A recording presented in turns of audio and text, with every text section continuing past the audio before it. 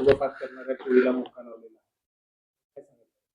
1 जुलै 2026 रोजी स्थानिक गुन्हे शाखाचे पथकने करवीर पोलीस स्टेशनच्या हद्दीमध्ये एक कारवाई करण्यात आली होती. त्यामध्ये त्यावेळी 2 आरोपीला अटक करण्यात आलं होतं आणि गर्भलिंग निदान अंतर्गत PCPNDT आणि इतर कायद्याअंतर्गत गुन्हा दाखल करण्यात आला होता. त्यामध्ये नंतर करवीर पोलीस स्टेशनचे प्रभारी अधिकारी आणि SDPO करवीर यांच्या मार्गदर्शनाखाली पुढील कारवाई करून याच गुन्ह्यामध्ये 11 आरोपीला अटक करण्यात आलं होतं.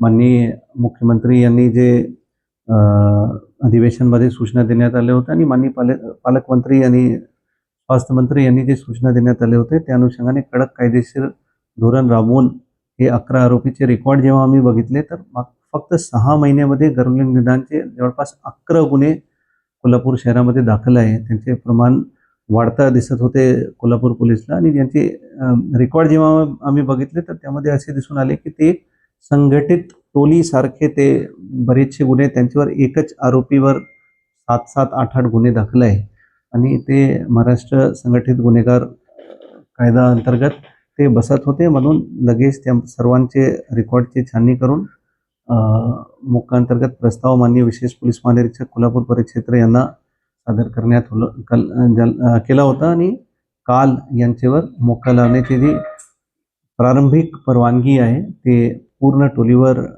माननीय विशेष पोलीस महानिरीक्षक सरांनी दिला आहे आणि या म्हणण्यामध्ये हरकत नाही की पूर्ण महाराष्ट्रात गर्भलिंग निदान प्रकरणामध्ये पहिल्यांदा असे झालं आहे की असे संघटित गुन्हेगार टोलीवर मोक्का अंतर्गत कारवाई करण्यात आली आणि पुढे पण कोल्हापूर पोलीसचे या पूर्ण रॅकेटवर किंवा यासारखे कोणी गुन्हा केले तर कडक कायदेशीर कारवाई करण्याची धोरण राहणार. ही एक प्रारंभिक कारवाई मंजुरी आहे. प्रक्रिया काही असणार त्याच्यासाठी काय कागदपत्र पुरावे कोर्टामध्ये सुद्धा हे स्टँड होणं गरजेचं असतं. त्या अनुषंगाने सर्व सल्ला घेऊन आणि सर्व कागदपत्राची छाननी करून मोक्काची प्रारंभिक परवानगी माननीय विशेष पोलीस महानिरीक्षक सरांनी दिला आहे.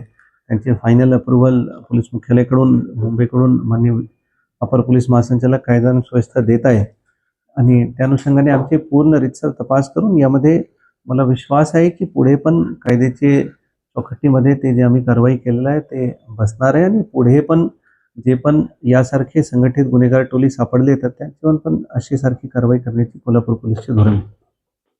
दुसऱ्या दिवशी चालू त्या संदर्भातले काय नियम जे 24 जे मध्ये 1 दिवस 3 दिवस 5 दिवस 7 दिवस 10 दिवस अशी जे मिरवणूक आहे जे पूर्वी घेत होते परवानगी या सर्वांना आम्ही परवानगी देणार आहे.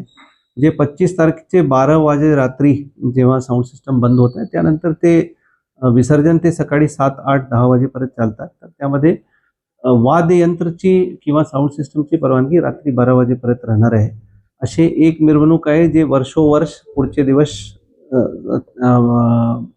11वें दिवस ते विसर्जन करतात. 26 तारखेला असे कोल्हापूरचे एक मंडळ आहे ज्यांना आम्ही त्यांचे परंपरानुसार रीतीनुसार त्यांना पण परवानगी देणार आहे. तर काही मंडळांचं स्ट्रक्चर्स मोठ्या प्रमाणात असतात आणि धुराचा वापर वगैरे होते त्यावेळेला गोंधळ होते गर्दीवर नियंत्रण ठेवताना. साऊंड सिस्टम बद्दल पण क्लॅरिफिकेशन दिलं आहे. प्रेशर मेट्स पण आम्ही बॉक्स ओपन करून हे चेक करण्याचे आमचे धोरण आहे.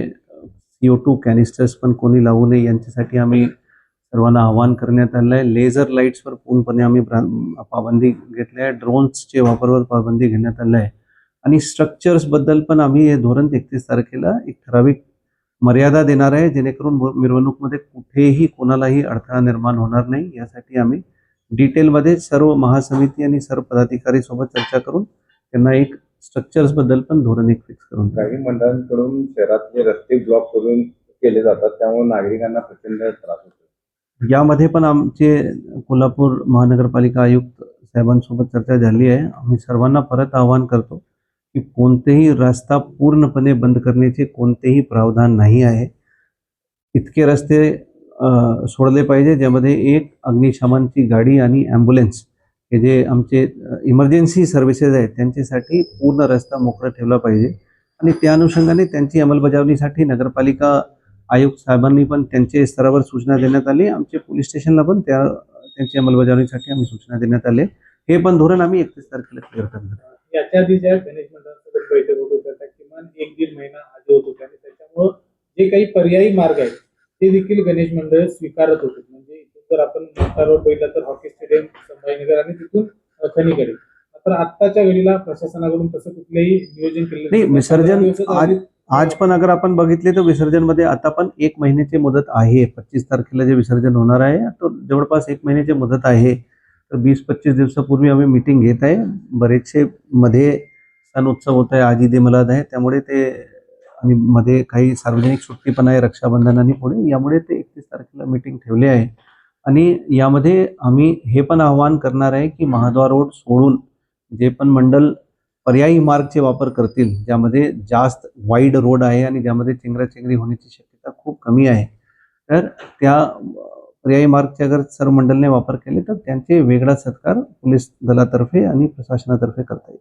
पण त्यातही काही मंडळांनी पंचगंगा घाटाकडे जाणाऱ्या मार्गाला आम्हाला जाण्यास परवानगी द्यावी अशी विनंती. हे पण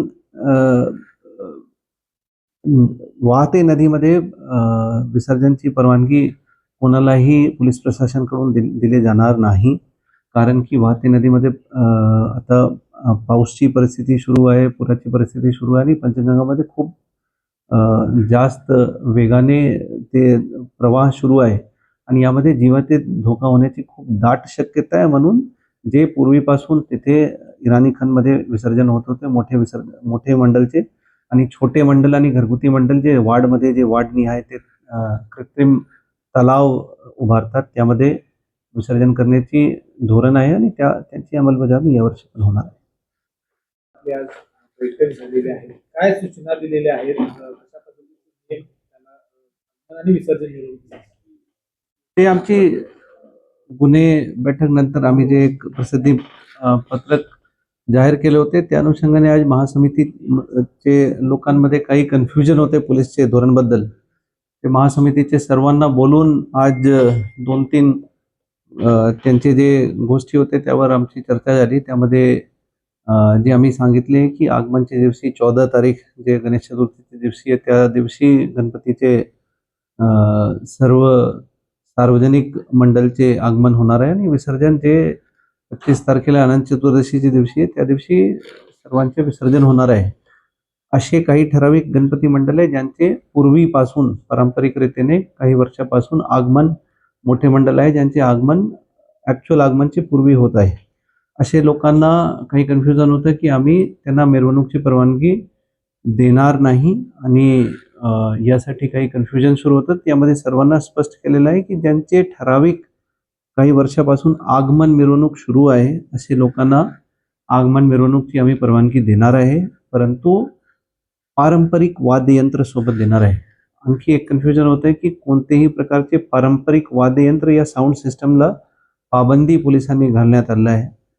तर त्याबद्दल पण क्लॅरिफाय केलेलं आहे की पारंपरिक वाद्ययंत्रावर कोणत्याही प्रकारची आम्ही पाबंदी केलेलं नाही आहे. साऊंड सिस्टम जे 14 आणि 25 तारखेला आगमन आणि विसर्जनची मिरवणूक होणार आहे त्यामध्ये साऊंड सिस्टमला पण आम्ही परवानगी देणार आहे, परंतु त्यामध्ये फक्त 2 बेस आणि 2 टॉपला परवानगी देणार आहे. आणि जे सुप्रीम कोर्टचे जे गाईडलाईन्स आहे नॉईज पोल्युशनबद्दल त्यांची चौकटीत राहून गणपती उत्सव साजरा करतील सर्व मंडळ, याच्यासाठी महासमितीला यांच्याबद्दल पण आम्ही सूचना देण्यात आलेल्या आहे. डिटेल्ड 27 तारखेला सर्व जे साऊंड आणि लाईट ऑपरेटर्स आहे यांचे सोबत जिल्हा स्तराची एक मीटिंग उद्या 27 तारखेला ठेवली आहे आणि सर्व पदाधिकारी, सर्व अधिकारी, जिल्हाधिकारी कोल्हापूर, नगरपालिका आयुक्त, महानगरपालिका आयुक्त, सर्व माननीय आमदार, खासदार आणि सर्व वरिष्ठ अधिकारी सोबत पूर्ण जिल्ह्याचे मंडळची जी बैठक आहे ते 31 तारखेला ठेवले आहे. आणखी कोणाचे काही अगर त्यामध्ये डाऊट असलेस तर त्यावर आम्ही क्लिअर करणार आहे. सर्वांना आपल्या माध्यमातून आम्ही परत हे क्लॅरिफाय करण्यासाठी इच्छुक आहे की एक पारंपरिक रीतीने ध्वनी प्रदूषण ना करता अगर गणपती साजरा केले तर सर्वांसाठी ते कोल्हापूर जिल्ह्याचे एक मॉडेल आम्ही दाखवू शकतो. तर यासाठी सर्वांना आवाहन करण्यात आले आणि जे पण सूचना दिल्या आहे सर्वांना त्या सूचनाची अंमलबजावणीसाठी सूचना देण्यात आली. मिरवणूक ही 1 दिवस